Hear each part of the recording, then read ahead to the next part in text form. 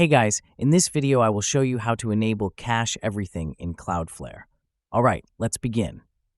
First, log into your Cloudflare dashboard and select the domain you want to modify. Double check you've picked the right one because the settings will only apply to that domain.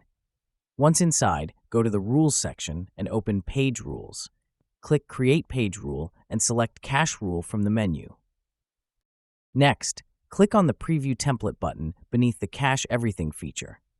This tells Cloudflare to cache all content types, including HTML, which speeds up loading times. For extra optimization, add Edge Cache TTL. This sets how long content stays cached, such as 1 day or 7 days, depending on how often your site changes. Make sure this rule is ordered correctly in the list. Place it below any bypass rules like admin areas to avoid conflicts. Finally, click Save and Deploy to activate the rule. So that's basically how you can enable cache everything in Cloudflare. That's it for this video. Thanks.